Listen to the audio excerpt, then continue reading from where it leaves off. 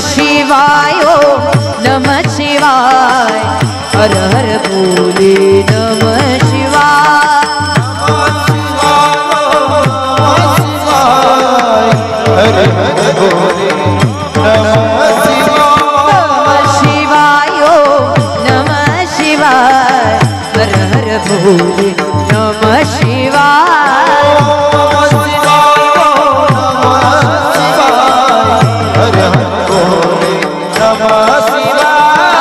जटाधराय शिव जटाधराय हर हर बोले नमः शिवाय जटाधराय शिव जटाधराय हर हर भोले नमः शिवाय नमः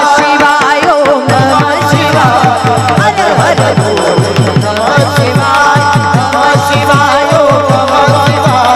हर हर बोले हर हर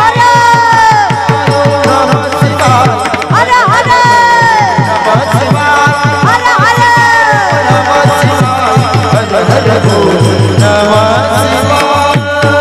महायोग पीठे तटे भीमरथ्यं वरं पुण्डलिकाय धातुं मुनीन्द्रे समागत्य तिष्ठं तमानन्दकन्दं परब्रह्मलिङ्गं भजे पाण्डुरङ्गं पाण्डुरङ्गकरो प्रथमनमः पाण्डुरङ्गकरो प्रथमनमः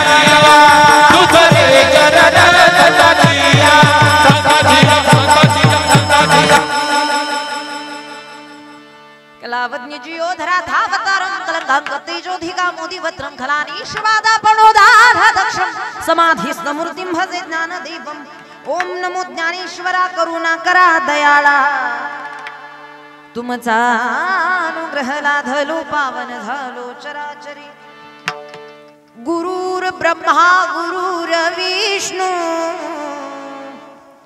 गुरुर देवो महेश्वरा गुरुर साक्षात परब्रह्मा तस्मै श्री गुरुवे नमः वसुदेवं सुतं देवं कंसचानूरमर्दनं देवकी परमानन्दं कृष्णं वन्दे जगद्गुरुं अलंकापुरी पुण्यभूमि पवित्र तिथे नांदतो ज्ञान राजा सुपात्र तया आठविता महापुण्य राशी नमस्कार माझा श्री सद्गुरु संत ज्ञानेश्वरास नमो सद्गुरु तुकया ज्ञान दीपा नमो सद्गुरु सच्चिदानंद रूपा नमो सद्गुरु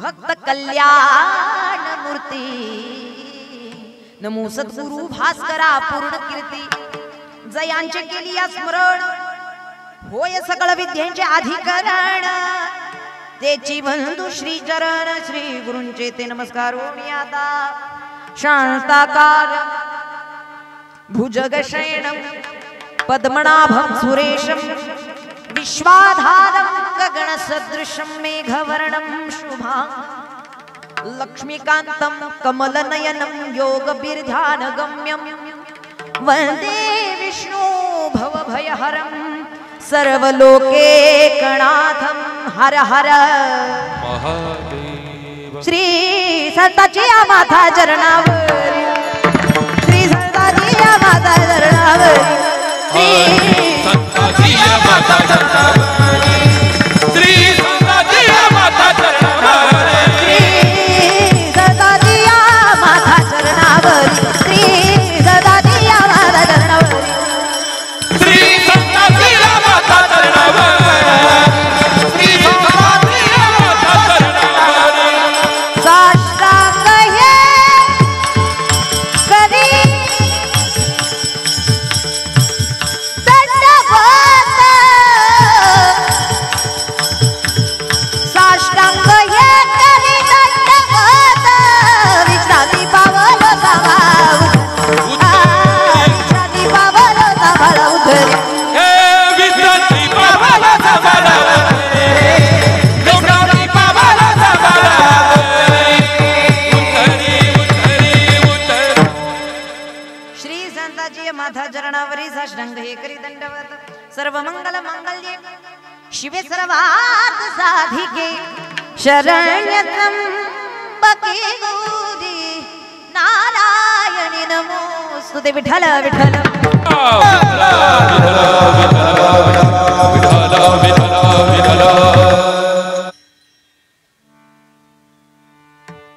सदा नाम घोष करू हरि कथा, तेने सदा चित्त समाधान, सर्व सुख ल्यालो सर्व अलंकार, आनंदे निर्भर डुलत सो, असो ऐसा कोठे आठवची नाही, देहीच विदेही भोगू दशा, सर्व सुख ल्यालो सर्व अलंकार, आनंदे निर्भर डुलत सो, तुका मने आम्ही झालो अग्निरूप, तुका मने आम्ही झालो अग्निरूप, लागोने दीपाप पुण्यंगा, सर्व सुख ल्यालो सर्व अलंकार, आनंदे निर्भर डुलत सो। विठ्ठल विठ्ठल विठ्ठला विठ्ठला विठ्ठला विठ्ठला विठ्ठला।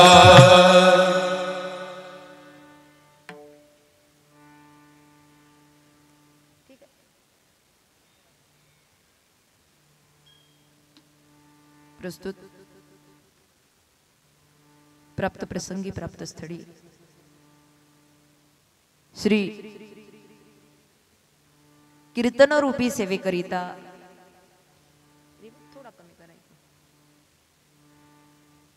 घेतलेला निवडलेला अभंग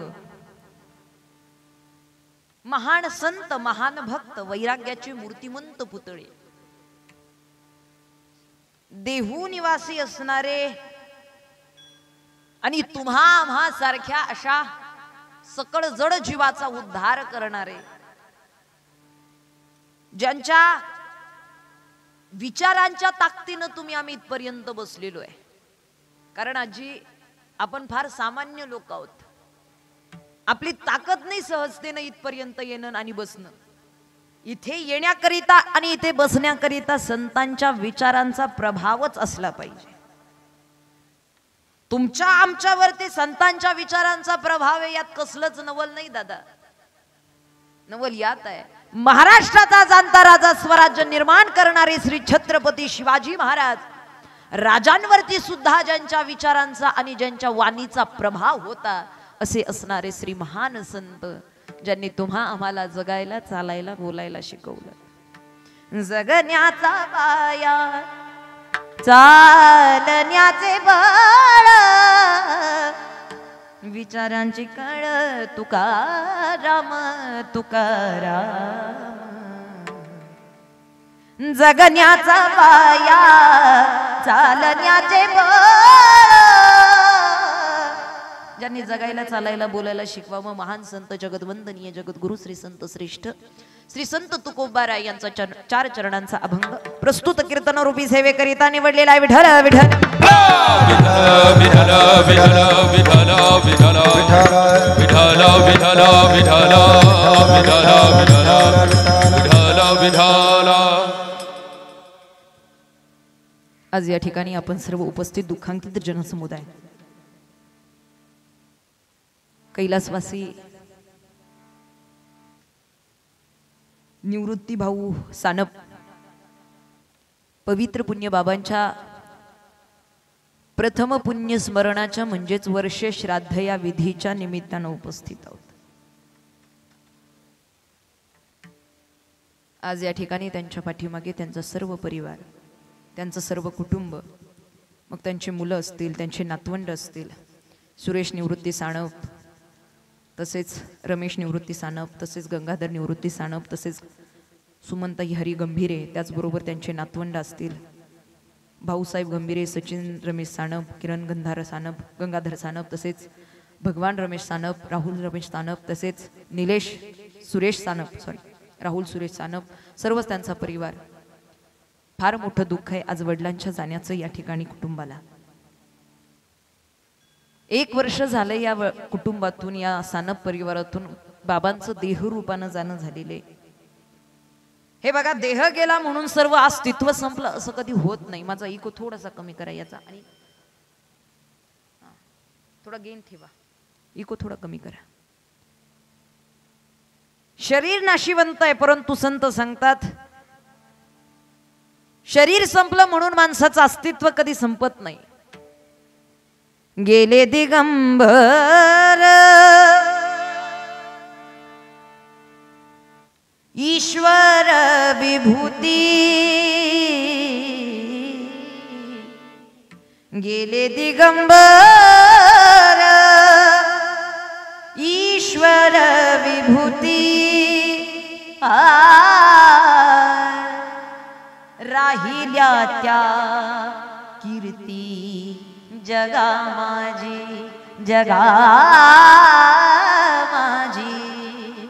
राहिल्या त्या कीर्ती जगा माझी. काय गेलं आणि काय राहिलं कदाचित यातला फरक माणसाला कळाला नाही. गेले दिगंबर ईश्वर विभूती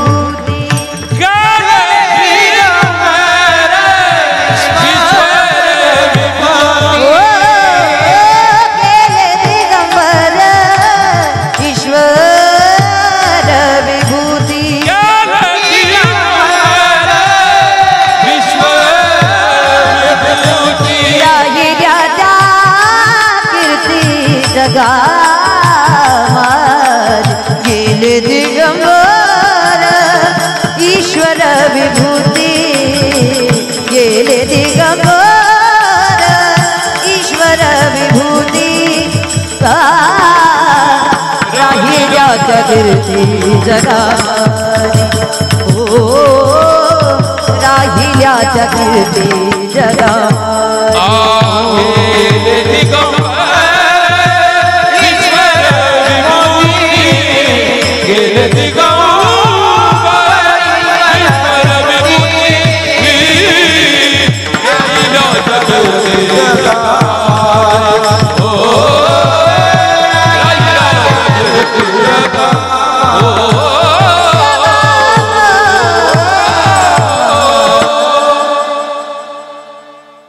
काय गेलं आणि काय राहिलं.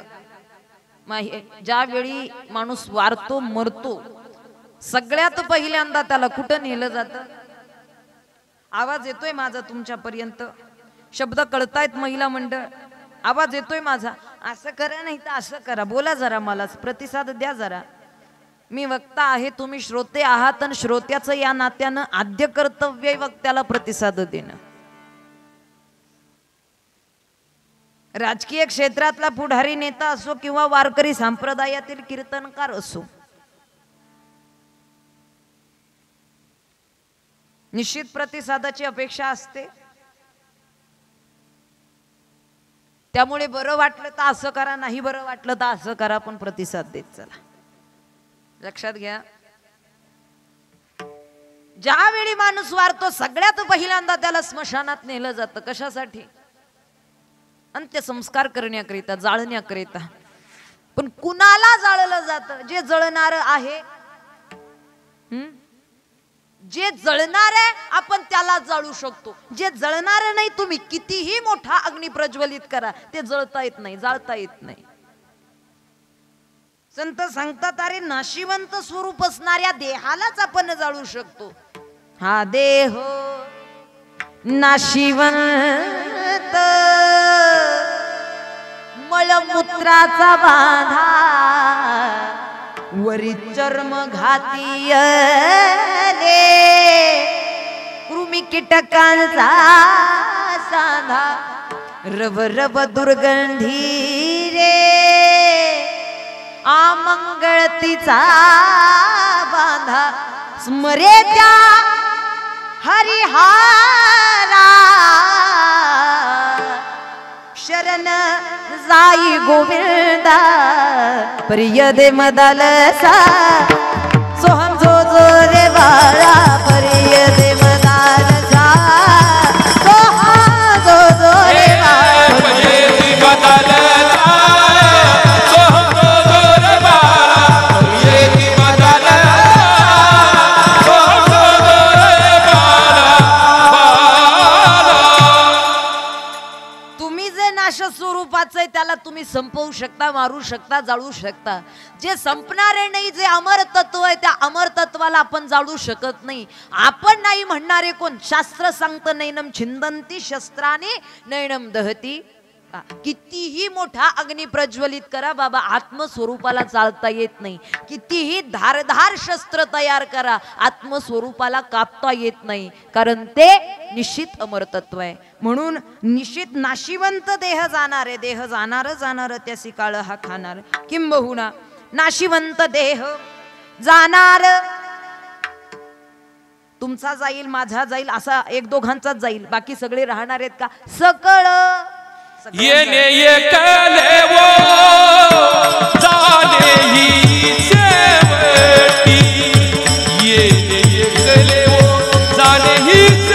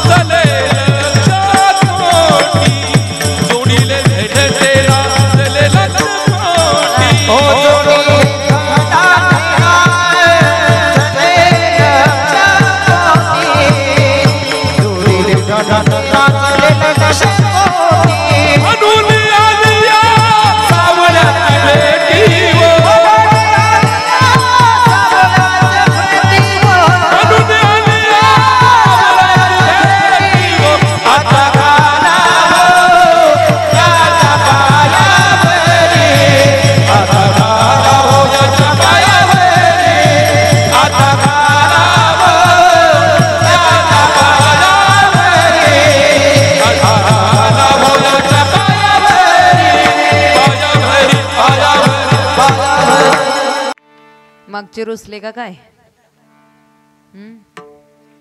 हे बघा, बसल्या जागी नियमांचं तरी पालन करा. टाळी वाजवावी, गुढी उभारावी आणि वाटही चालावी. किमान बसल्या जागी हाताने टाळी तरी माणसाला वाजवता आली. बरं, आमच्यासाठी वाजवा आणि आमच्या कौतुकासाठी वाजवा असं मी म्हणणार नाही बाबा, पण निश्चितच किमान आपल्या जन्माचं सार्थक व्हावं आणि आपलं आरोग्य चांगलं राहावं इतपत तरी टाळी वाजवा. कारण आजी, मी सुरुवातीलाच महत्व सांगून जाते. अरे इथे लावता की काय फटकडी? नाही ना? बर बर.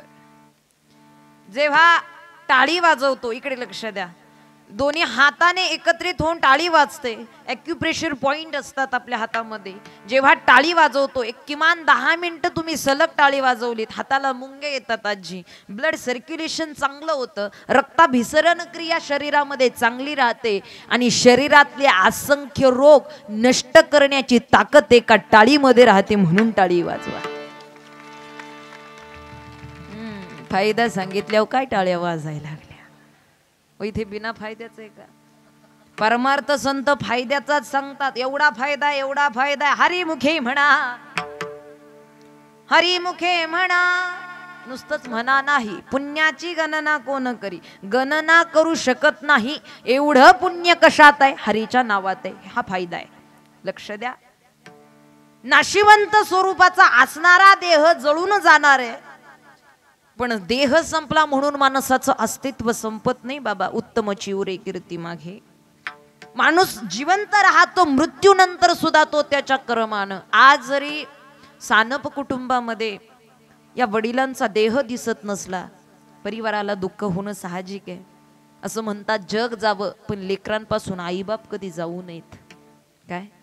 अरे जग गेलं तरी हरकत नाही, पण आईबाप कधी जाऊ नये. कारण जेवढी ताकद, जेवढं प्रेम आणि जेवढं मातृत्व त्या आई वडिलांच्या अंतःकरणात आहे ते अख्खं जगात नाही. लक्षात ठेवा. आज वडील दिसत नाही, या गोष्टीचं दुःख आहे सानप कुटुंबाला.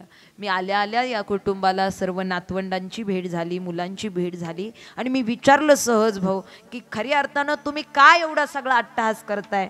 काही लोक तर आजकाल याला मानत सुद्धा नाही. आपण कलियुगात जगतोय याचं भान प्रत्येकाला असलं पाहिजे. कलीचं युग म्हणजे इथपर्यंत असं सांगितलं, ज्यावेळी कलीला विचारण्यात आलं होतं की तुझं सगळ्यात आवडीचा मनुष्य कोणता, त्यावेळी कली हसला आणि कलीनं उत्तर दिलं, जो व्यक्ती अधर्म करतो, जो व्यक्ती देवाचं नामचिंतन करत नाही, जो व्यक्ती दान धर्म करत नाही, देव धर्म करत नाही, असा मनुष्य मला जास्त आवडतो. कोणाला? म्हणजे आपण त्यातले कलियुगात राहणारी माणसं, जिथे जिवंतपणी आई बापाला घराच्या बाहेर हाकललं जातं. पण कौतुक करावं सानप कुटुंबाचं की खऱ्या अर्थानं आज एवढ्या सुंदर नियोजनामध्ये आपल्या वडिलांचं वर्ष श्राद्ध करतायत. कोण करतं सांगा ना? असं कोण करतं? असं कोणी करतं का? अजिबात नाही. ज्याच्या अंतःकरणात आई बापाच्या कष्टाची जाणीव आहे आणि ज्याच्या अंतःकरणामध्ये आई वडिलांविषयी प्रेम आहे, तीच मुलं तेच कुटुंब विधी करतात. एवढं ध्यानात ठेवा. नाही तर उक्तेही देणारे आहेत. मी विचारलं नातवंडांना, मुलांना, कुटुंबाला काय एवढा सगळा अट्टहास करताय? त्यांनी एकच सांगितलं, ताई आमच्या वडिलांनी, आमच्या आजोबांनी अपार कष्ट केले, हाडाची काढीन रक्ताचं पाणी केलं. ज्या काळामध्ये पोटभर भाकर मिळत नव्हती अशा काळामध्ये त्यांनी प्रपंच उभा केला, आम्हा सर्वांना घडवलं. आणि हे जे वैभव आहे ते त्यांच्या कष्टाचं आहे, हे चीज आहे त्यांचं. मग का नाही त्यांच्यासाठी आम्ही एवढं करावं? बरं एवढं करूनही कमी वाटतं, एवढे उपकार आहेत त्यांचे आमच्यावरती. डोळे भरून आले, डोळे भरून आले. असं वाटतं गेली असतील कुठेतरी शेतात, येतील तासानं माघारी. असं वाटतं गेली असतील कुठेतरी गावात, येतील 2 तासानं माघारी.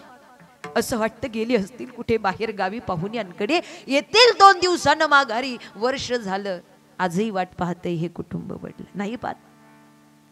आजही भास होतो असतील इथे कुठेतरी. सोडून गेले बाबा बाबा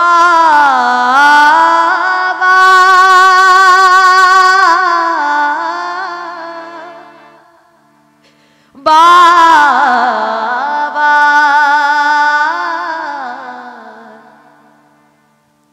सोडून गेले बाबा आम्हाले कराना. बाबा बाबा बाबा आता म्हणू मी कुणाला. अरे जगात सगळी नाती माणसाला पुन्हा दिसतात. हो काका काकी मामा नानी सगळी दिसतात. पण आपुलकीनं प्रेमानं कष्टानं मायेनं आपल्यावरती हात फिरवणारा तो बापाचा हात मात्र पुन्हा प्राप्त नाही. बाबा तुम्ही आमच्यासाठी कष्ट केले फार, बाबा तुम्ही आमच्यासाठी कष्ट केले फार, सोडून गेले बाबा सारा परिवार, सोडून गेले बाबा सारा परिवार, सोडून गेले बाबा आम्हाले कराना, बाबा बाबा बाबा आता म्हणू मी कुणाला, बाबा बाबा बाबा आता म्हणू मी कुणाला. बाबा कुणाला म्हणावं? निश्चितच फार मोठं दुःख आहे. आतापर्यंत केलेले कष्ट, आतापर्यंत केलेलं कर्म, हे कष्टच त्या बाबांना जिवंत ठेवतात. मी सानप कुटुंबातील सर्व सदस्यांना विनंती करेल, दादा ताई असं कधीच वाटून घेऊ नका की आमचे बाबा आमच्यामध्ये नाहीयेत. असं कधीच जगाला सांगू नका की आमचे बाबा आमच्यात नाहीयेत. जेव्हा कधी तुम्हाला वाटेल आमचे बाबा दिसत नाही, भाऊ दिसत नाही, तेव्हा स्वतःला एकदा आरशाच्या पुढे उभे करा. निश्चित आपल्यामध्ये त्यांची जाणीव आपल्याला झाल्याशिवाय राहणार नाही. एवढी ताकद त्यांच्या कर्माची आणि कष्टाची आहे आपल्यामध्ये. जोपर्यंत आपण आहोत तोपर्यंत आपले आईबाप जिवंत राहतात, लक्षात ठेवा. निश्चितच बाप करी जोडी लेकुराचे ओढी, आपुली कुरवंटी वाळवणी. खरी अर्थानं आयुष्यभर हाडाची काढीन रक्ताचं पाणी करतो आपण, विश्लेषण पाहतोच. परंतु निश्चित आज एवढ्या सुंदर नियोजनात, एवढ्या मोठ्या आयोजनामध्ये, नियोजनामध्ये या ठिकाणी हे सानप कुटुंब वडिलांचं वर्षश्राद्ध करण्याचा हा या ठिकाणी सोहळाच त्यांनी मला वाटतं उभा केलेला आहे. खरंच एकदा जोरदार टाळी वाजवा सानप कुटुंबासाठी. निश्चितच अधिकचं बोलणार नाही. अनेकदा सर्वांचं कॉन्टॅक्ट झालं, सानप कुटुंबाचं कॉन्टॅक्ट झालं, साईनाथ दादांचं कॉन्टॅक्ट झालं, इथपर्यंत येण्याचा योग आला. उपस्थितांच्या चरणी नतमस्तक होते. आज फार सुंदर असं पर्व आहे, मोठं असं पर्व आहे, महान असं पर्व आहे, फार पुण्याचं असं पर्व आहे. लक्षात ठेवा, 4 पर्व काळ आहेत भक्तीमध्ये आणि या 4 पर्व काळातील सगळ्यात उत्तम पर्व काळ म्हणजे आजचा महाशिवरात्रीचा पर्व काळ आहे. विठ्ठल विठ्ठल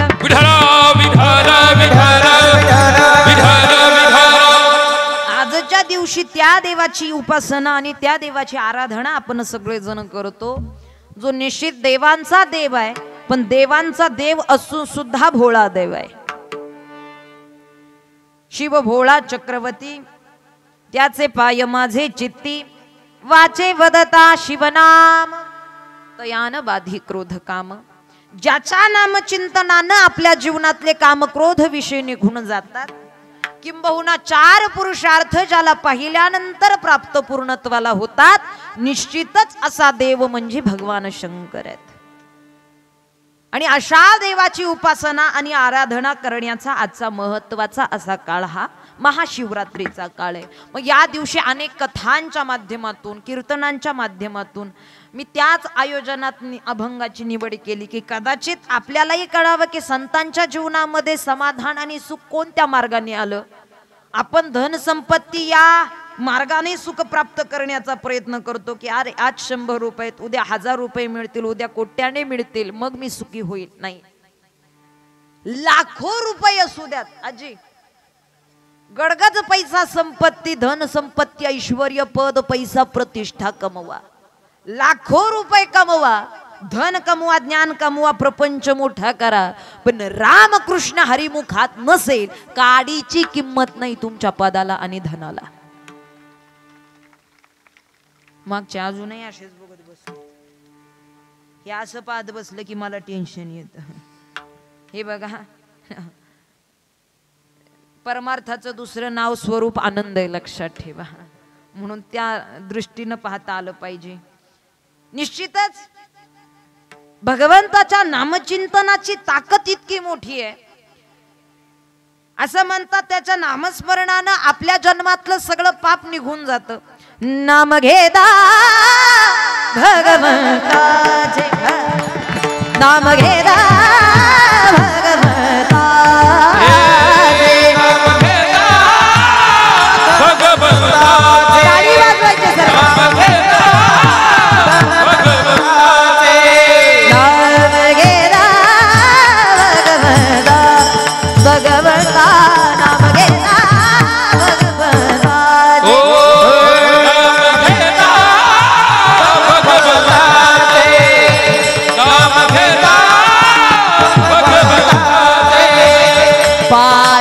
तुटते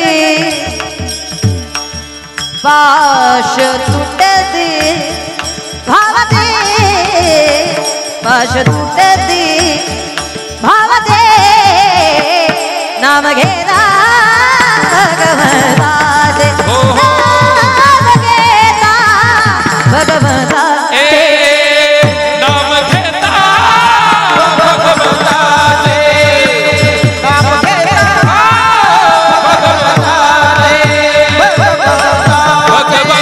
तुटती भावते नाम घेता भगवंताचे ताकद आहे नामस्मरणाची बाबा जळती तो जाते डोंगर शुद्ध होती नारी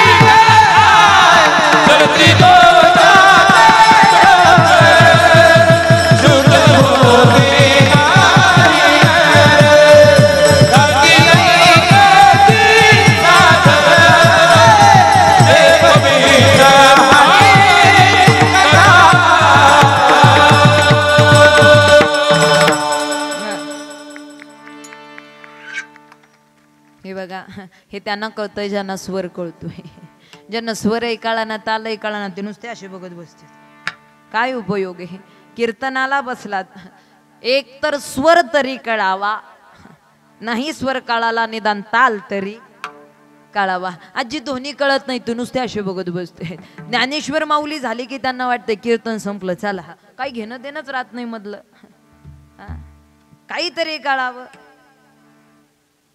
नाही तर किती चांगला रागच येतो काही खायना उपयोग नाही ज्याला स्वर कळाला त्याला स्वर्ग कळाला लक्षात ठेवा नामचिंतनाची ताकद आहे आणि याच ताकदीने जन्माचं सार्थक आहे काही लोक मानतात काही लोक मानत नाही नाव घेणं सोडा देवाचं अस्तित्वच मान्य करत नाही एवढा सगळा एवढा सुंदर उत्सव एवढ्या छान पद्धतीने आयोजन केलं पण सगळ्यांचाच प्रतिसाद असतो अहो समाजात आस्तिकही येत आणि नास्तिकही येत कीर्तनाला निघालो तर रामकृष्ण हरी म्हटलं बरं वाटतं काही लोक म्हणते तुम्हाला काही कामं नाहीत का काय उपयोग आहे नास्तिकही आहेत आस्तिकही आहेत मानणारी आहेत न मानणारी आहेत जाणणारी आहेत न जाणणारी आहेत एक जण म्हणला ताई कुठेही तुमचा देव म्हटलं आमचा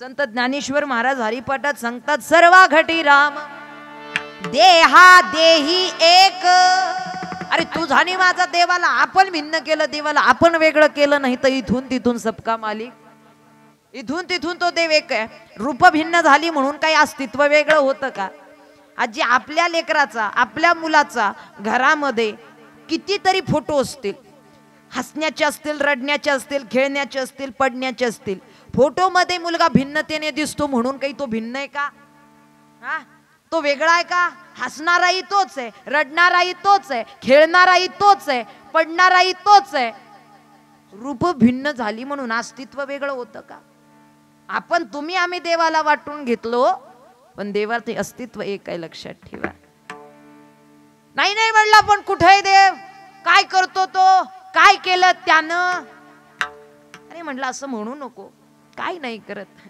चाले हे शरीर कोणाची आसते कोण बोलविते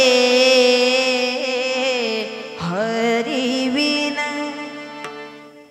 देखवी ऐकवी एक नारायण देखवी ऐकवी एक नारायण देखवी ऐकवी एक नारायण तयाचे भजन चुकून गा देखवी ऐकवी एक नारायण तयाचे भजन चुकून देखवी ऐकवी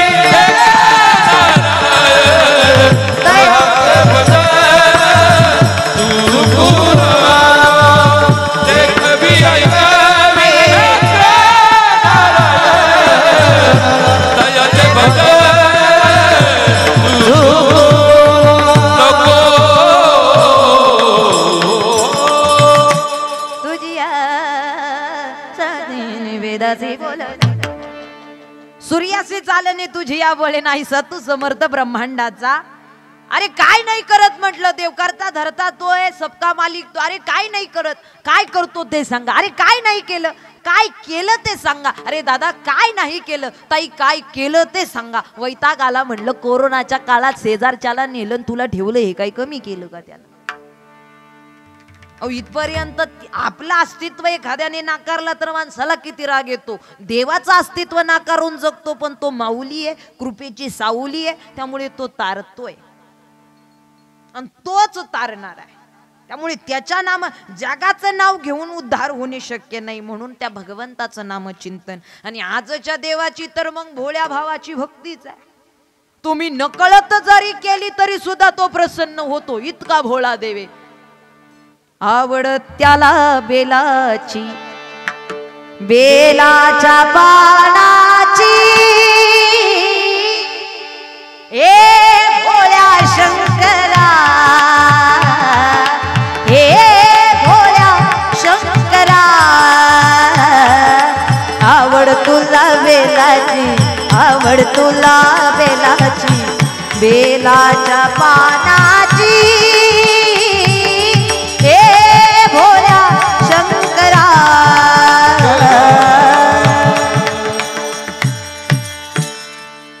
सोचते ना. आणि अगदी नकळतपणे जरी तुमच्याकडून भजन घडत असेल, नकळत जरी तुमच्याकडून चिंतन घडत असेल, नकळत जरी भक्ती होत असेल, तरी सुद्धा प्राप्त होतोय. आणि याच स्वरूपानं कथाही आपण ऐकत असतो की एक शिकारी जेव्हा शिकारीसाठी जंगलामध्ये गेला असताना रात्रीचा शिकार शोधतोय, शिकार सापडत नाहीये. आणि एका तळ्याच्या काठी झाडावरती बसला, झाड बेलाचं. तो वरती बसल्याबरोबर शिकार दिसण्यासाठी ते झाडाच्या पानं तोडून खाली टाकत होता. झाडाची पानं खाली तोडून टाकत होता. आणि त्याच ठिकाणी शिवलिंग होतं, त्याच झाडाच्या खाली. आणि जेव्हा पानं तोडून टाकत होता, ती पानं त्या शिवलिंगावरती पडत होती. विचार बुद्धी मनामध्ये शिकार होती, पण नकळत का होईना त्याच्याकडून एकतर दिवसभर उपाशी होता, उपवास घडला. आणि त्या योगानं बेलाची पानं शिवलिंगावरती अर्पण झाली. निश्चितच नकळतपणे हरिकीर्तनाचा किंबहुना भजनाचा आवाज त्याच्या कानावरती, सत्संगाचा आवाज त्याच्या कानावरती पडत होता. आणि या सर्व योगानं त्याच्याकडे महाशिवरात्र घडली. आपण साबुदाणा खा, खिचडी खा, वरई खा, चिप्स खा, केळी खा, सफरचंद खा. वा, द्राक्ष भरपूर आहेत आपल्या भागात, ते घेतलं पाहिजे ना. काहीही खा, लक्षात ठेवा. फक्त पदार्थांचा उपवास न करता जेने विषयांचा उपवास केला त्याला भोळा शंकर लवकरात लवकर प्राप्त होतो. नुसतं पदार्थांचा काय उपवास करता, हे रोज उपवास करतय शेजारच्याशी भांडत बसते, उपयोग नाही. या काळात उपवास खूप महत्वाचा आहे, लक्षात ठेवा. आणि या उपवासाने, या आराधनेने, या उपासनेने, या नामचिंतनाने, या हरिकीर्तनाने आपण आज महादेवांची भक्ती करणार आहोत. त्या योगानं बाबांनाही श्रद्धांजली वाहणार आहोत. विठ्ठल विठ्ठल जगद्गुरु तुकोबरा यांचा चरणांचा भंग आहे. संतांच्या जीवनामध्ये आलेलं समाधान आणि संतांच्या जीवनामध्ये प्राप्त झालेलं सुख किती आहे, कसं आहे, कोणत्या योगानं प्राप्त, याची जाणीव करून घेणार आहोत. सगळ्यात महत्वाची गोष्ट बाबा, जग आपल्याला सुख देऊ शकत नाही, समाधान देऊ शकत नाही. पैशानं सुखाची प्राप्ती करू शकतो, समाधानाची नाही. लक्षात ठेवा, इकडे लक्ष द्या. पैशानं तुम्ही घर विकत घेऊ शकता, घर पण नाही आणू शकत. पैशानं गादी विकत घेऊ शकता, झोप.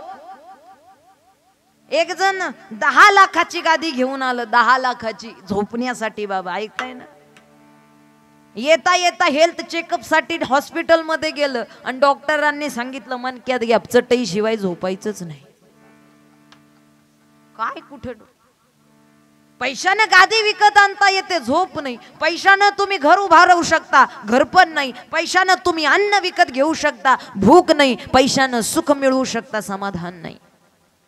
तेही सुख क्षणातच राहतंय. पण संत आम्हाला निश्चितच अनुभवाच्या माध्यमातून का होईना पण सर्व सुखाचा आनंद सांगण्याचा प्रयत्न करतात. अजूनपर्यंत तो आनंद आणि अजूनपर्यंत ते सुख आम्ही अनुभवलेलं नाही, कारण त्या योगाची भक्तीच आमच्याकडे घडलेली नाही. जे तत्व संतांनी वापरली, जी साधनं संतांनी केली, हे बघा संतांनी तसं तर फार अवघड सांगितलंच नाही. सोपेवर आम्हा सांगितले संती, टाळ दिंडी हाती घेऊन नाचा. अवघड तर नाही, संत सांगतात अरे सोपं सांगितलं, आणि सोप्यात नाही सगळ्यात सोपं साधन तर आजच. साधनात सोपे नाम हे केवळ, साधनात सोपे नाम हे केवळ, या विण सकळ शिनवाया, या विण सकळ शिनवाया, साधनाद सोपे नाम हे केवळ. सगळ्यात साधनातलं सोपं साधन म्हणजे नामचिंतन. काय कठीण आहे, पण कदाचित याची जाणीव नाही प्रत्येकाला. संत सांगतात अरे आम्ही आमच्या जीवनामध्ये तो आनंद निर्माण केला, आम्ही आमच्या जीवनामध्ये तो आनंद भोगला, पण कोणत्या माध्यमातून, कशाच्या माध्यमातून? अभंगाच्या प्रथम चरणात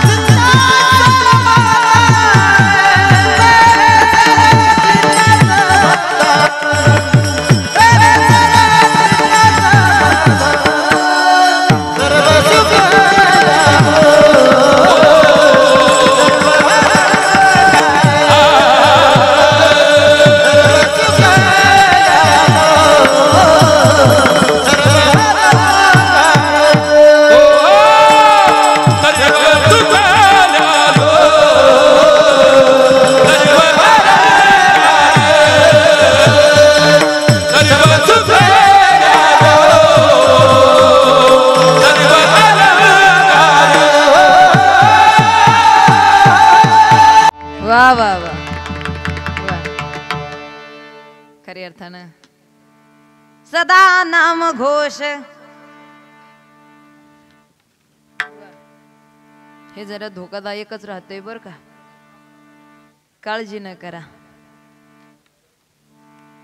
नाही, इकडे लक्ष द्या.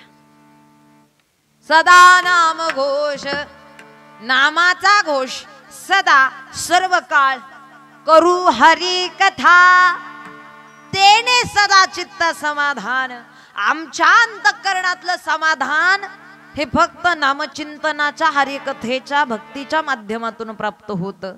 आपल्या जीवनात कोणत्या मार्गाने प्राप्त होतं माहीत नाही, आणि जर यातून प्राप्त होत असेल तर आपण हरिभक्त आहोत, लक्षात ठेवा. काही लोक पंढरपूरची वारी करते, चारीधाम करतेत, एकादशी धरतेत, पण उपयोग नाही. हे फक्त वरवर जगाला दाखवण्यासाठी करत बसू नका. नामचिंतन करायचंय, हरिकथा करायची, आपल्या अंतःकरणाला समाधान तरी प्राप्त झालं, जगाला चांगलं वाटावं म्हणून करत बसतोय. काकड्याला निघालं तरी शेजारच्या चिकडी वाजवतंय, चाललो बरं का. जगाला सांगून कुठे परमार्थ होत असतो का? बरं, जगाला सांगून परमार्थ केलं म्हणजे जग तुमचं कौतुक करेल का? अहो समाज आहे, लोक आहे. एकाच्या घरात जातय, दुसऱ्याचा चिवडा खातय, तिसऱ्याच्या गाडीत बसतय, चौथ्याला निवडून देते. ध्यानात आलं का तुमच्या? बरं, निवडून दिलेलं तरी कितपत आपल्यामध्ये राहते? जगावरती जगासाठी जगून किंवा जगासाठी परमार्थ करण्याचं योग्य नाही. संत सांगतात अरे जग काय म्हणेल, माझी भक्ती माझं कीर्तन तुम्हाला पटेल, आवडेल न आवडेल, पण माझी सेवा माझ्या भगवंतापर्यंत पोहोचावी यातच माझं समाधान आहे. जगाचं काय, चांगलं केलं नावं ठेवतील, खराब केलं नावं ठेवतील, पण संत सांगतात आवडे देवासी तो एका प्रकार नामाचा उच्चार रात्रंदिन आवडे देवासी तो एका प्रकार. अरे देवाला आवडावं जगाचं काय, चांगलं केलं नावं ठेवतोय तरी.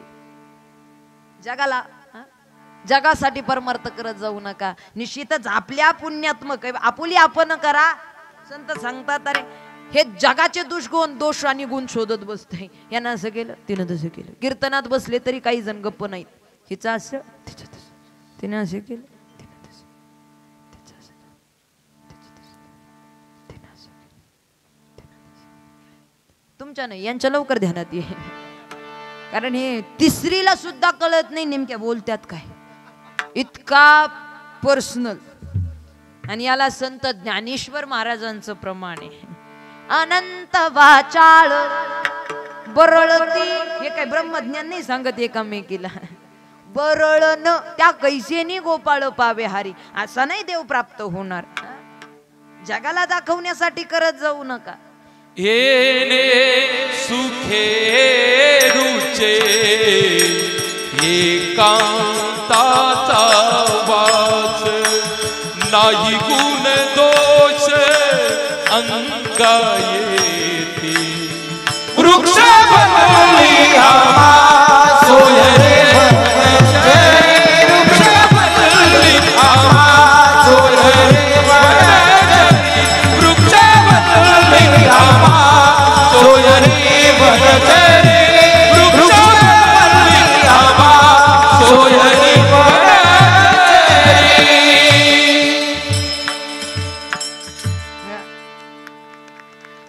लक्षात घ्या,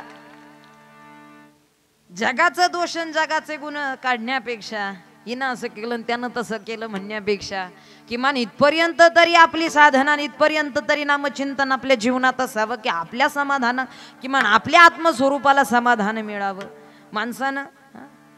बरं जगाचं नाव ठेवतंय, जगाला दोषी करतंय, जगानं असं केलं, त्यानं असं केलं, तिनं तसं केलं, काहीतरी आपले गुण आपले दोष असतील ना, ते बाहेर काढणं याच्यातच जन्माचं सार्थक आहे, याच्यातच परमार्थ आहे.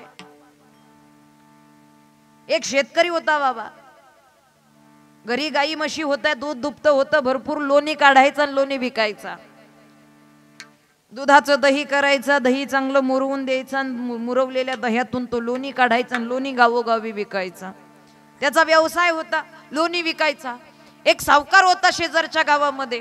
त्या सावकाराने शेतकऱ्याला सांगितलं, हे बघ इथून पुढे कुणाच्याही घरी लोणी विकत जाऊ नको, फक्त आणि फक्त माझ्या एकट्याच्या घरी जेवढं तुझं लोणी असेल सगळं देत जा. जेवढं काही लोणी निघतं तेवढं सगळं मला देत जा, आम्हाला सगळ्यांना तेवढं लोणी लागतं, त्यामुळे तू कुठेही फिरत बसू नको. शेतकरी म्हटला बरं झालं देव पावला. उन्हात इथे तिथे फिरण्यापेक्षा एकाच घरामध्ये सगळं लोणी जातंय, आपल्याला त्या मुदल्याचे पैसेही मिळतायत, काहीच हरकत नाही. 2-2 दिवसानं तो लोणी काढायचा आणि 2-2 दिवसानं तो सावकाराला आणून द्यायचा. एका किलोचे गोळे असायचे, जेवढे किलो होईल तेवढे गोळे त्या ठिकाणी तो सावकाराला द्यायचा. महिना, 2 महिने, 3 महिने, 4 महिने, 6 महिने झाले दादा. 6 महिने शेतकरी त्या सावकाराला लोणी पुरवत होता.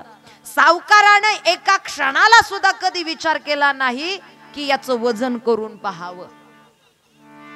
काय म्हणले, याचं वजन करावं आणि खरंच हे 1 किलोचे गोळे आहेत का हे चेक करावं, असं सावकाराला कधी वाटलं नाही. कारण विश्वास होता शेतकऱ्यावर. नीट लक्ष द्या, शेतकऱ्यावरती विश्वास होता. पण असंच एके दिवशी असा बसलेला असताना सावकाराच्या मनात विचार आला, म्हणले 6 महिने झालं आपण त्याच्याकडून लोणी घेतोय, शेतकऱ्याकडून 6 महिने झालं लोणी घेतोय, पण एकदाही आपण त्याला मोजलं जसा तो आणतोय तसे त्या बदल्यात आपण पैसे देतोय. 1 किलो आणले 1 किलोचे पैसे, 2 किलो आणले 2 किलोचे पैसे. कधी मोजलं नाही की खरंच हे तितकं आहे का. पण यावेळी मात्र जेव्हा शेतकरी लोणी दिलं, लोणी त्या ठिकाणी शेतकऱ्यानं दिलं आणि दिल्यानंतर त्या बदल्याचे पैसेही दिले आणि शेतकरी निघून गेल्यानंतर राजानं त्या लोण्याचं मोजमाप केलं. त्या लोण्याचा गोळा घेतला आणि त्याला मोजलं. 1 किलोला 100 ग्रॅम कमी असे 3 गोळे म्हणजे 3 किलो लोणी. 3 किलोचं 300 ग्रॅम. प्रत्येक गोळ्यामध्ये 100 ग्रॅम कमी. तळपायाची आग मस्तकाला गेली. राजा त्या सावकाराला राग आला. म्हणले याच्याकडे 6 महिने झाला आपण लोणी घेतोय आणि यानं विश्वासघात केला.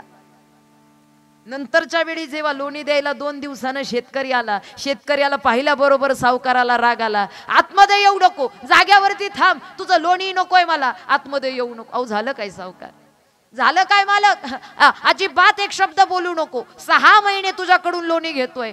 एका शब्दानं सुद्धा मी तुला 1 रुपया सुद्धा तुझा ठेवला नाही. त्या बदल्यामध्ये तुझे आहेत तेवढे पैसे मी तुला देतोय आणि तू मात्र माझा विश्वासघात केला. अहो झालं काय मालक हे तर सांगा. अरे गेल्या वेळी जे लोणी तू आणून दिलं त्या लोण्यामध्ये 1 किलो मागे 100 ग्रॅम कसे कमी असे 3 किलो मागे 300 ग्रॅम कमी लोणी मिळालं. म्हणजे तू प्रत्येक लोण्यामागे 100 ग्रॅम कमी करत असशील. शेतकरी म्हणला मालक रागवू नका, माझं जरा ऐकून घ्या. हे बघा माझी त्यात कसलीच चूक नाही. 100 ग्रॅम कमी आहे की 200 ग्रॅम कमी आहे का 500 ग्रॅम कमी आहे मला त्यातलं काही माहित नाही. असं कसं मोजून आणता येत नाही का. म्हणले मी रोज मोजतो, मग कमी कसं काय. त्यावेळी शेतकरी म्हणला सावकार अहो पहिल्यांदा जेव्हा तुम्हाला लोणी दिलं तुमच्याच दुकानातून 1 किलोचा साखरेचा पुडा नेलता. येतंय का. हळूहळू हळूहळू चेहरे खुलतेत म्हणजे हळूहळू ध्यानात येत आहे. तुमच्याच दुकानातून मी 1 किलो मापाची साखर घेऊन गेलतो. मी अजूनपर्यंत तो पुडा फोडला. मी जेवढा त्या साखरेच्या पुड्याचं माप आहे त्याच मापानं मी लोण्याचं माप काढतो. अजूनपर्यंत त्यात मी अहो काय जगाला नाव ठेवता. कधीतरी आपल्यातली दोष ओळखून माणसानं जीवनात परिवर्तन केलं पाहिजे. आणि ते परिवर्तन जगातून नाही होणार, विषयातून इतर गोष्टीतून नाही, नामचिंतनातून होईल. लक्षात ठेवा. विठ्ठल विठ्ठल.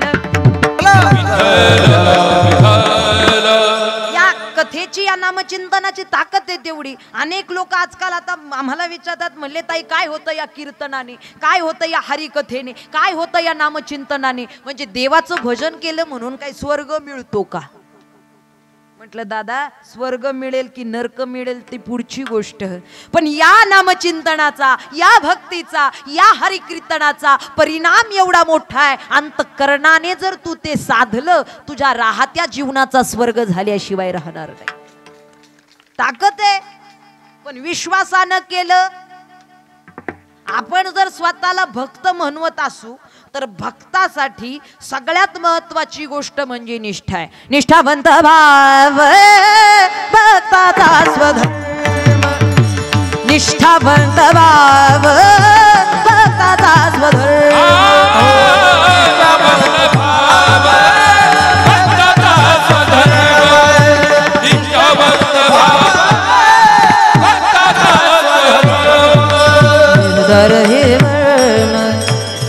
चुको नये निर्धार हे वर्म चुको नये. निष्कामने चळ विठ्ठली विश्वास. निष्कामने चळ विठ्ठली विश्वास.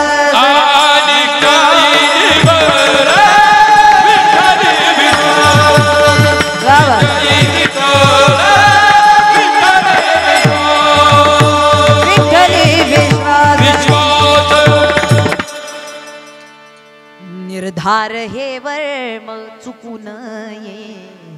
निष्काम निश्चय विठ्ठली विश्वास. ज्या देवावरती तुमची श्रद्धा असेल तिथे तुम्ही विश्वासानंच त्याचं चिंतन करा. अविश्वासानं देव प्राप्त होत नाही. हा, अश्रद्धेनं देव प्राप्त, अंधश्रद्धेनं होत नाही, श्रद्धेनं होतो. अविश्वासानं नाही, विश्वासानं होतो. मग या महाशिवरात्री पर्व काळासाठी एक उदाहरण नक्की सांगेल. एकदा पार्वती माता भगवान शंकरांना सांगत होत्या, म्हणल्या देवा तुमच्या वचनावरती, संतांच्या वाणीवरती जगाचा विश्वास आहे, तुमच्या भक्तांचा विश्वास आहे. जे तुमच्या जवळ येतात गंगेमध्ये, तुम्ही सांगता गंगेतून स्नान करून आलं की पाप धुवून जातं, सगळं पाप निघून जातं. आणि खरंच या वक्तव्यावरती सगळ्यांचा विश्वास आहे ना. असं करा नाही तर असं का, तुम्ही नुसतेच बघत बसलेत, टाळी नाही, माना हलवत नाही, प्रतिसाद नाही, काही नाही, अजिबातच प्रतिसाद देत चला, लक्षात ठेवा. बोले तुमच्या बोलण्यावरती, संतांच्या वाणीवरती विश्वास आहे भक्तांचा.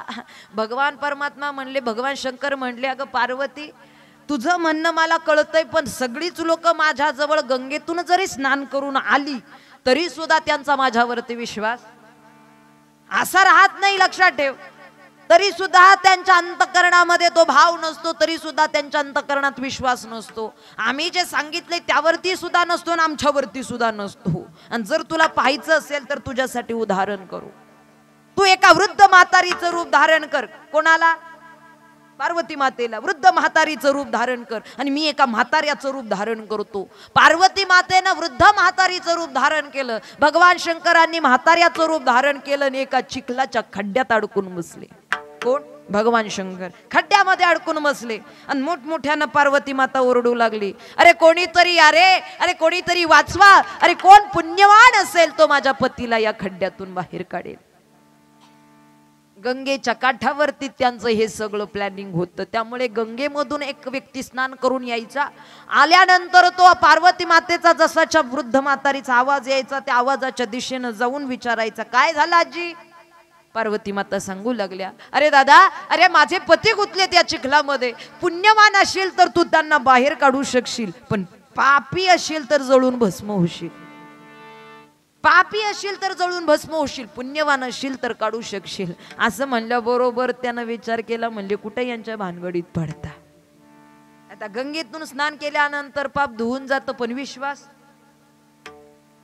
ते निघून गेलं. दुसरा आला, दुसरा सुद्धा विचारू लागला, काय झालं आजी? अरे बघ ना, माझे पती गुंतलेत, पण पुण्यवान असशील तर बाहेर काढू शकशील, पापी असशील तर हात लावला तर भस्म होशील.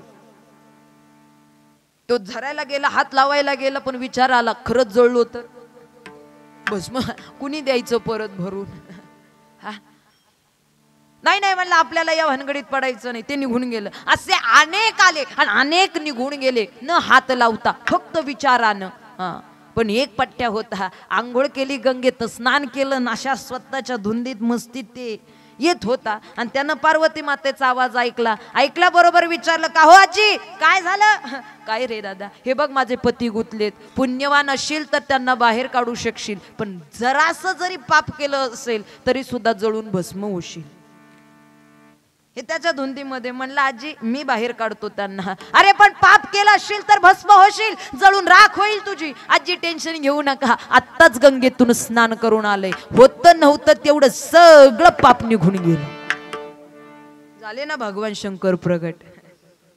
तुमची श्रद्धा आणि तुमचा विश्वास ठरवतो देवाला प्राप्त करायचे की नाही. आजकाल माणसानं शरीर निर्मळ केलंय, जमीन जागा घर बंगले गाड्या स्वच्छ केल्यात, शरीराचं सौंदर्य वाढवलंय, पण ज्या सौंदर्यानं तो प्राप्त होणार आहे त्या मनाचं सौंदर्य माणसानं खराब केलंय. लाईक बॉय वापरा, डेटॉल वापरा, संतूर वापरा, नाही तर गोदरेज नंबर 2 तर अजून आलाच नाही, 1 कुठल्याही ब्रँडचा सोप वापरा, ते अंगावरचा मळ काढताय. अंतकरणातला मळ काढण्यासाठी नामस्मरण आहे, सदा नाम घोष. अरे आम्ही अखंडितपणे देवाचं नामचिंतन केलं, करू हरी कथा, आणि तेने सदा चित्ता समाधान, त्याच योगाने आमच्या अंतःकरणात समाधान प्राप्त झालेलं आहे. मग बाकी आम्हाला दुसरं काही करण्याची गरज नाही.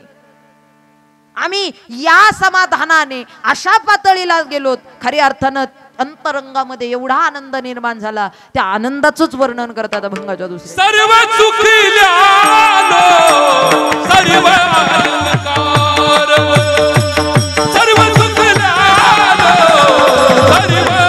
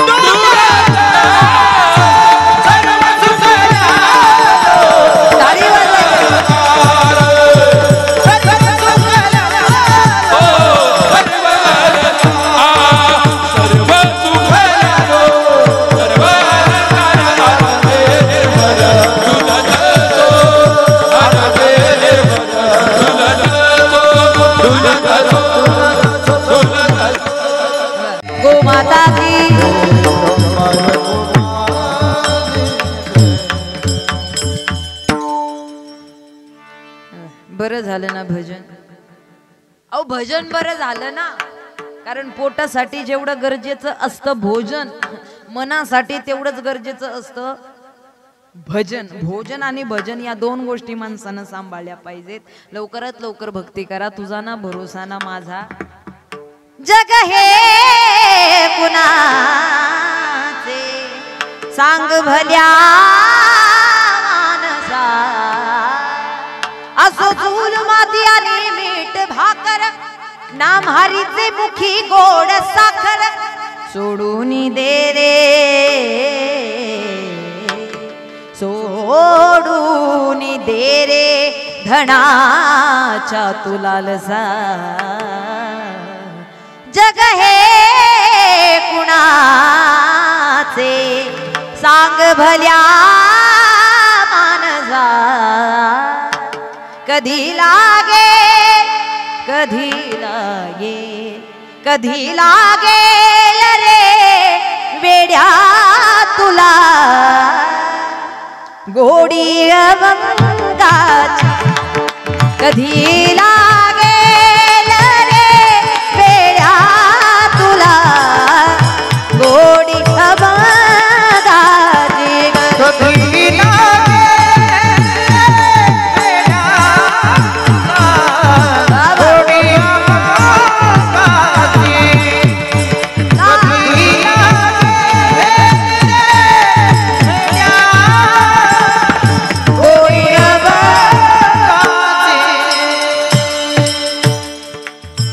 जन्मानमोल आहे.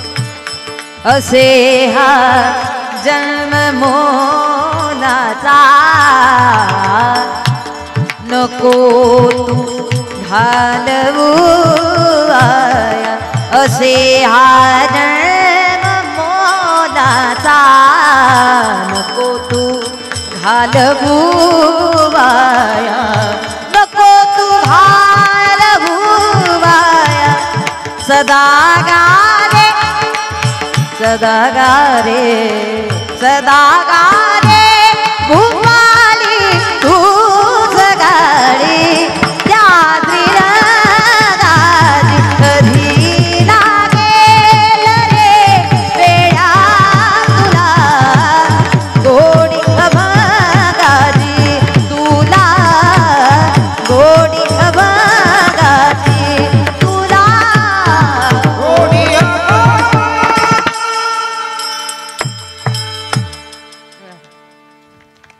खऱ्या अर्थानं लवकरात लवकर भजनाला भक्तीला लागा. निश्चित या ठिकाणी जगत संत ज्ञानेश्वर महाराज ज्ञानेश्वरीमध्ये सांगतात, देहाची गावाली जन्म मृत्यूच्या सोहळ्याना म्हणून धनंजया जयापरी. जन्म मरण कोणाला चुकलेलं नाही. अवतीप्रमाणे कैलासवासी निवृत्ती भाऊ सानप यांना आपल्यातून जावं लागलं. ईश्वरी सत्तेपुढे विलाज नाही. या ठिकाणी निश्चित आज महाशिवरात्रीचं फार मोठं असं म्हणावं लागेल. याच्यासाठी केला होता अठास शेवटचा दिवस गोड व्हावा असं म्हणावं लागेल. निश्चितच या ठिकाणी गोड झाला. निश्चित एवढ्या चांगल्या पर्वामध्ये वर्षश्राद्ध येणं हे सुद्धा कुठेतरी पुण्यक्रमाचा एक भाग असलं पाहिजे. आज त्यांच्या पाठीमागे त्यांचं सर्व कुटुंब आहे. निश्चित आपण सर्वजण या योगानं महाशिवरात्र सुद्धा घडत आहे आणि या योगानं बाबांची सेवा सुद्धा या ठिकाणी घडत आहे. खरंच हा दुग्ध शर्करा योग म्हणावा लागेल.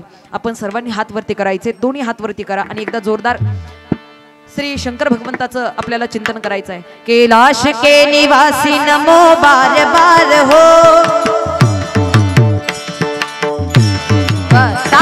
कैलाश के निवासी नमो बार बार हो. कैलाश के निवासी नमो बार बार हो. आयो आयो आयो शरण तुम्हारे प्रभु तार तार हो. आयो शरण तुम्हारे प्रभु तार तार हो.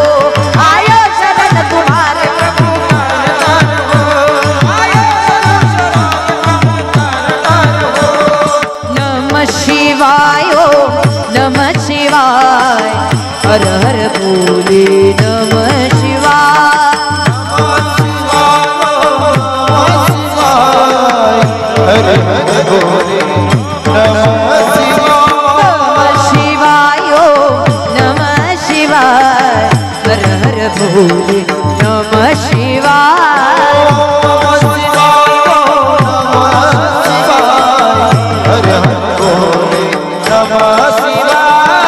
जटाधराय शिव जटाधराय हर हर बोले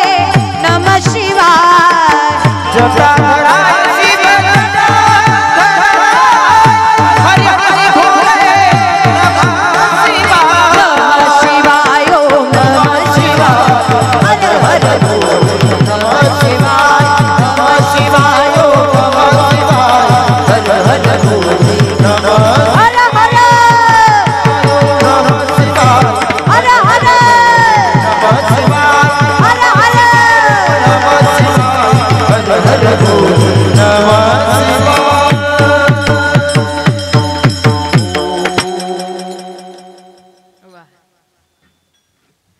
सर्व सुख ल्यालो कदाचित असंच असेल ना सर्व अलंकार आनंदी निर्भर स्वतःचा देह स्वतःचं ठिकाण अस्तित्व विसरून केलं जातं हाच अलंकार आणि हेच डुलणं म्हणावं लागेल अधिकचं बोलणार नाही निश्चित या ठिकाणी आज उपस्थित सर्व जनसमुदाय आपण धर्म टिकवण्यासाठी हे कार्य आहे लक्षात ठेवा आपण धर्म टिकवला पाहिजे पण कसा टिकला जाईल घरामध्ये आई आणि गोठ्यामध्ये गाई वाचवता आली पाहिजे गोमातेची सेवा प्रत्येकाला करता आली पाहिजे दादा मी स्वतः गोसेवक आहे भोर तालुक्यामध्ये राजापूर या ठिकाणी रुक्मिणी खिल्लार गोशाळा या नावानं आमची गोशाळा आहे यूट्यूबला जरी तुम्ही सर्च केलं रुक्मिणी खिल्लार गोशाळा तरी तुम्हाला पाहायला मिळेल आणि खरंच आज गोसेवेचं फार महत्व आहे कदाचित माणसाला ते कळत नाही पण आपली खिल्लार गाई जी गावरान गाई आहे जी समुद्र मंथनातून प्राप्त झालेली आहे जी ऋषीमुनींच्या सानिध्यातली आहे जी भगवंतानं जिची सेवा केलेली आहे भगवंतानं जिथं दूध पिलेलं आहे आणि तुम्हा आम्हासाठी सुद्धा जी अमृत म्हणून आजपर्यंत आहे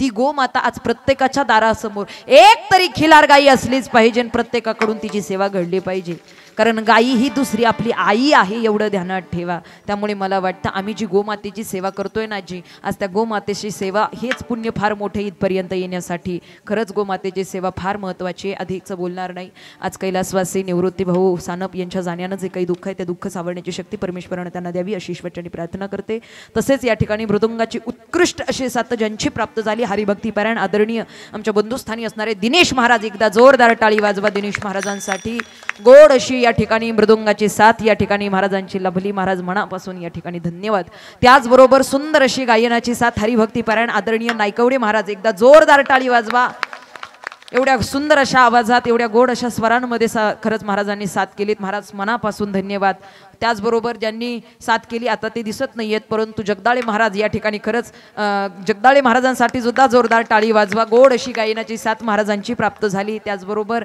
सर्वच या ठिकाणी टाळकरी वृंदांसाठी एकदा जोरदार टाळी वाजवा आणि आज सगळ्यात महत्त्वाचं बोलताना सांगायचं राहून गेलं आज 8 मार्च जागतिक महिला दिन आहे आणि त्यामुळे या महिला शक्तीसाठी एकदा जोरदार टाळी वाजवा खरं तर मला खंत वाटते कधी कधी आजकाल अशी सुद्धा विचारांची लोक आहेत आम्हाला सुद्धा इथं उभं राहायला नाकारलं जातं स्त्रीनं कीर्तन करायचं नाही गळ्यात विना घ्यायचा नाही अधिकार आहे तिचा सरस्वती मातेच्या गळ्यामध्ये विना नव्हता का आपण त्या महाराष्ट्राच्या मातीत राहतोय ज्या महाराष्ट्राच्या मातीमध्ये पुण्यश्लोक अहिल्यादेवी होळकर ज्ञानदेवी सावित्रीबाई फुले राजमाता जिजाऊ झाल्या आज त्यांच्या लेकी म्हणून आपण जगतोय म्हणून निश्चित त्यांचे संस्कार आपल्यावरती असणं गरजेचं आहे आणि आज या स्त्री शक्तीने खरंच या ठिकाणी मला सुंदर असे साथ दिलीत मनापासून धन्यवाद इथे उपस्थित त्याचबरोबर विनेकरी महाराज तुमचंही गोड मनापासून धन्यवाद खरंच काय तुमचा नामघोष होता आणि काय तुमचे पावलं होती काय तुमच्या त्या ठिकाणी खरंच सुंदर असं तुम्ही साथ केली त्याचबरोबर विनेकरी चोपदार असतील चोपदार बाबांचंही दोन्ही मनापासून धन्यवाद बाबा मनापासून आभार त्याचबरोबर या ठिकाणी कॅमेरामॅन दादा असतील दादा तुमचंही सर्वांचं मनापासून या ठिकाणी धन्यवाद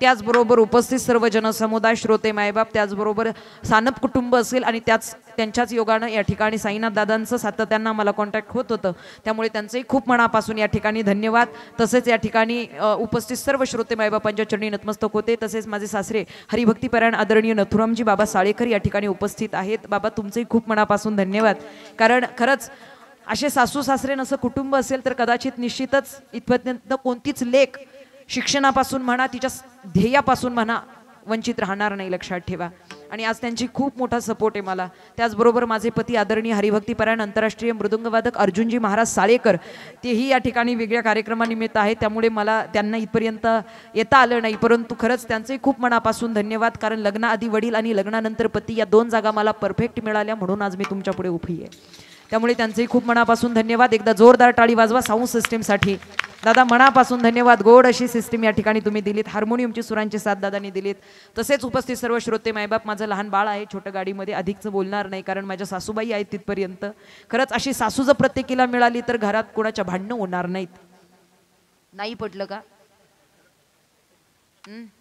पण त्याकरिता सून सुद्धा माझ्यासारखी असली पाहिजे चला अधिकचे न बोलता उपस्थितांच्या जडणी नतमस्तक ते सेवेला या ठिकाणी पूर्ण ज्ञानेश्वर माऊली ज्ञान प्राप्त केल्यानंतर आमची अवस्था कशा प्रकारे सर्व सुखल्यालो सर्व अलंकार अलंकार म्हणले तर फक्त गळ्यातला सेटन कानातल्याचं सेटन हे दागदागिने आठवतात पण हे सर्व अलंकार नसून सुखाचे सर्व अलंकार आम्ही घालून त्या ठिकाणी आनंदानं डुलतोय लक्षात ठेवा डुलण्याचे सुद्धा भरपूर प्रकार असतात काही सायंकाळच्या वेळी 6:30-7ला डुलत निघतात ते डुलणं वेगळं राहतं लक्षात ठेवा काही प्रपंचामध्ये डुलत असतात ते डुलणं वेगळं काही विषयानं डुलत असतात ते डुलणं वेगळं आणि नामचिंतनातून मिळालेल्या समाधानाने डुलणं वेगळं हे समाधान प्राप्त करण्यासाठी अंतःकरणात भावाची शुद्धता पाहिजे त्यासाठी भक्ताचा भाव कसा असला पाहिजे फार सुंदर भाव आहे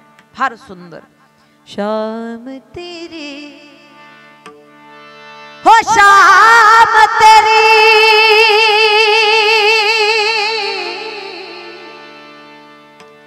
मुरली की कसम शाम तेरी मुरली की कसम हम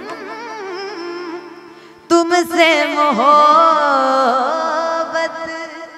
कर बैठे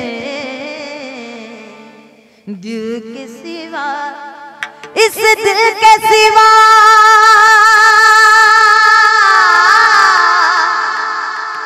इस दिल के सिवा इस दिल के सिवा कुछ और न था ये दिल भी तुम्हारा कर बैठे शाम तेरी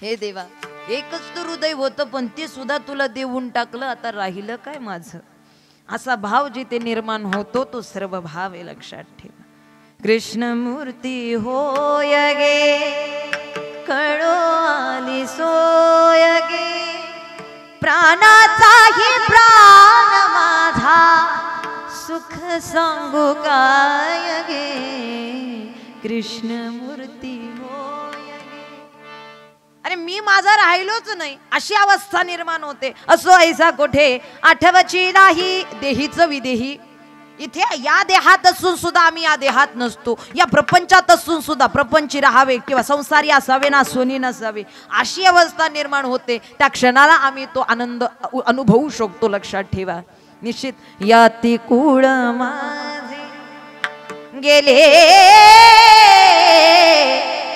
हरपुनी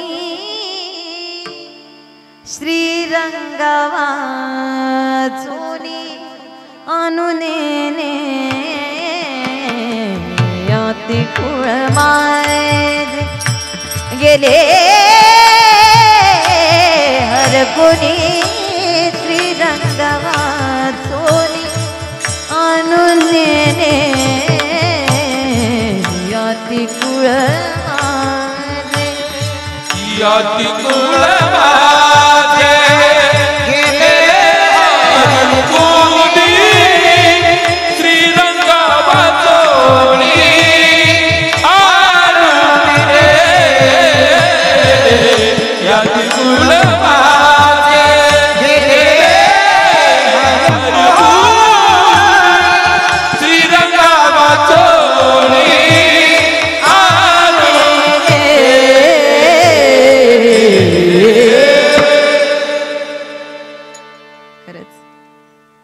भगवंताशिवाय आता आम्हाला दुसरं कोणी आठवत नाही त्याच्या नामचिंतनाशिवाय आम्हाला काही जमत नाही आणि खरंच ही ताकद फार गोड आहे ही फार फार सुंदर असा भाव आहे पण यासाठी आपल्या अंतःकरणात तेवढी शुद्धता पाहिजे दादा परमार्थ करत असताना बाकीचे विषय नाही घ्यायचे दादा ताकात लोणी असेल तर चालेल लोण्यात ताक नसावं कोळशात हिरा असेल तर चालेल हिऱ्यामध्ये कोळसा नसावा पाण्यामध्ये नाव असेल तर चालेल नावेत पाणी नसावं तसं राजकारणात परमार्थ केला तर चालेल पण परमार्थात कधी राजकारण नसावं हा इथे शुद्धता ठेवा इथे पालकवर्ग उपस्थित आहे खरंच आज या कार्याची या धर्माची या कार्याची फार मोठी गरज आहे कारण आपला धर्म आणि आपले संस्कार, आपली संस्कृती आपण आपल्या लेकरांपर्यंत पोहोचू शकतं, जग नाही पोहोचवणार. बाकीची तर मातीत घालण्यासाठी तयार आहेत आपल्या धर्माला, संस्कृतीला. पण आपण आपल्या धर्माचा प्रचार आणि प्रसार केला पाहिजे आणि या माध्यमातून घडतो ही आनंदाची बाब आहे. धर्माचे पालन करणे पाखंड खंडन ह्याची आम्हा करणे का मन बीज वाढवावे नाम, अशा सप्ताहाच्या नामचिंतनाच्या माध्यमातून का नाही करावं. आजकाल पालकांना माझी लेकीच्या समान मी विनंती आहे, दादा जेवढी आपण संपत्ती जपतो ना, संपत्तीची जेवढी जोपासना करतोय तितकीच जोपासना आपल्या संततीची सुद्धा करत चला. कारण संपत्ती वाया गेली तर अधिकचा फरक पडणार नाही, पण संतती वाया गेली अख्खी पिढी बर्बाद झाल्याशिवाय राहणार नाही, लक्षात ठेवा. त्यामुळे संगत चुकली तरी चालेल पण जीवनात पंगत चुकून देऊ, पंगत चुकली तरी चालेल संगत चुकून देऊ नका. कारण पंगत चुकली तर एका टाइमाचं भोजन चुकेल, पण संगत चुकली तर अख्खं आयुष्य बर्बाद होईल, लक्षात ठेवा. त्यामुळे जेवढ्या संत विचारांची संगत करता येईल, जेवढ्या नामचिंतनाची संगत करता येईल ती करत चला. आज खरंच कोणत्या भावाने कोणत्या दृष्टीने तुम्ही देवाला पाहता त्याच्यावरती अवलंबून आहे तुमची भक्ती. आज या सानप कुटुंबानं वडिलांमध्ये देव पाहिला. आहेत जुनी जाणती माणसं माझ्यापुढे बसलेली. दुष्काळाचा काळ होता, ज्या काळामध्ये पोटाला भाकर मिळत नव्हती आणि पायाला चप्पल मिळत नव्हती. आज 4-4 चपलांचे जोड आहेत, काहीच वाटत नाही आपल्याला. कपाट भरून कपडे, दार उघडलं कपाटाचं तर कपड्यांचा ढीग अंगावरती पडतो, एवढी कपडे माणसाला. पण विचारा त्या जुन्या जाणत्या माणसांना, अरे त्या आई बापाला विचारा, आजी 2-2 लुगड्याचं एक लुगडं करायचं आणि ते 2-2 वर्ष वापरायचं, खरंय का खोटे? आज किंमत नाही कळत त्याची. अरे पोटाला पोटभर भाकर मिळत नव्हती, चतकोर भाकर आली तर त्या चतकोर भाकरीला कधी चटणी मिळत नव्हती. मिळाली चटणी, त्या चटणीला तेल नव्हतं, कधी मीठ नव्हतं. पाण्यासोबत कोरडी भाकरी खाल्लेली सुद्धा माणसं इथं उपस्थित आहेत. हाडाची काढीन रक्ताचं पाणी केलं बापानं, का नाही त्याच्या उपकारांचं महत्व सांगावं. अनेक वेळा तरुणांना राग येतो, अहो काय त्यांचं महत्व सांगत बसता. एक जण म्हणला, काय त्या आई बापाचं महत्व सांगता, म्हातारे झालेत ते एका जाग्यावरती बसलेले असतात आणि कुठे पैसे कमावून आणतात. म्हटलं ए दादा, अरे वाळलेलं झाड जरी फळ देत नसलं तरी मोडेपर्यंत सावली मात्र नक्की देतं. म्हातारे झालेले आईबाप जरी तुझ्यासाठी पैसे आणू शकत नसले तरी मरेपर्यंत तुला सुखाचा आशीर्वाद मात्र नक्की देतील. त्यांची सेवा कर. एज्युकेशन वाढलं, लाईफस्टाईल चेंज झाली, आधुनिकता आली म्हणून म्हातारे आईबापांचा तिरस्कार नाही करायचा.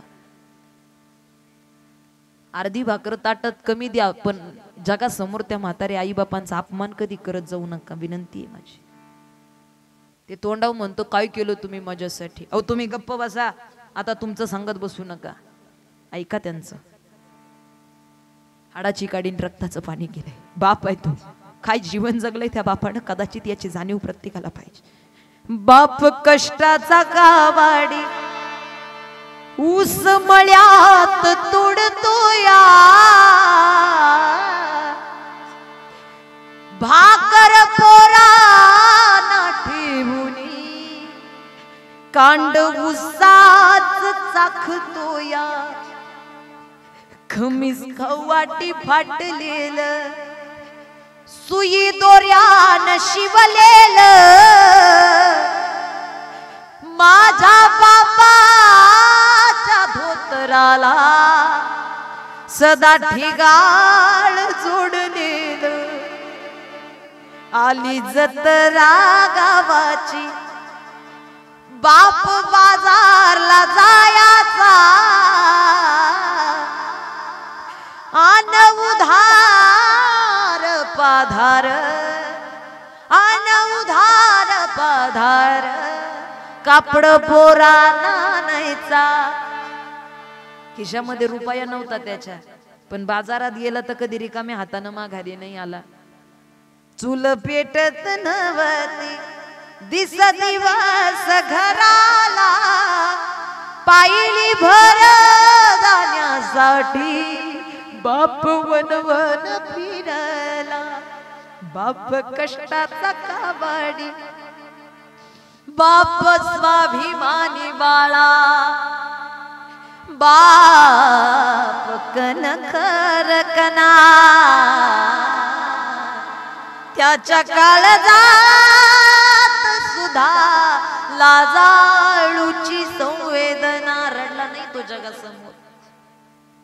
बाप तलवार ढाल बाप पेटती मशाल त्याच्या घामाच्या थेंबाना हिऱ्या मोत्याचा रुबाब. बाप मनजेर कसा जसा पाण्यातला मासा त्याच्या डोळ्यातला थेंब कुणा दिसणार कसा. नाही रडला तो जगासमोर कधी. आपल्या कुटुंबाला मोठं करण्यासाठी आयुष्य गेलं बापाचं, पण जेव्हा काळजाचा तुकडा दूर गेला ना त्याचा, बाप साठवी तो अश्रू फक्त एका क्षणासाठी. जन्मभराचे रडतो लेक जाताना सासरी. खरी अर्थानं आज मी जरी तुमच्या पुढे बोलत असले ना दादा, तरी माझ्या आई वडिलांच्या कष्टाचं चीज म्हणजे मी तुमच्या पुढे उभी आहे. निश्चित प्रत्येक पोरानं पोरीनं हे समजून घेणं गरजेचं आहे. आई बापाची सेवा तितक्याच अंतकरणानं करणं गरजेचं आहे.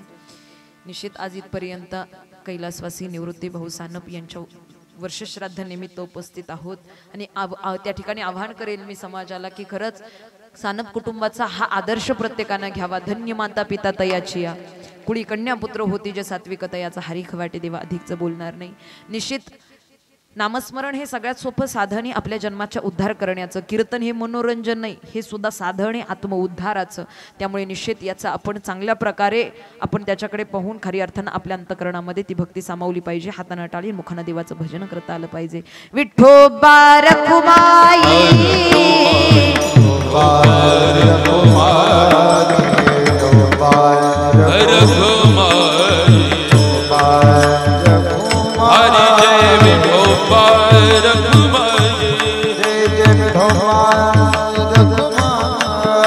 विठो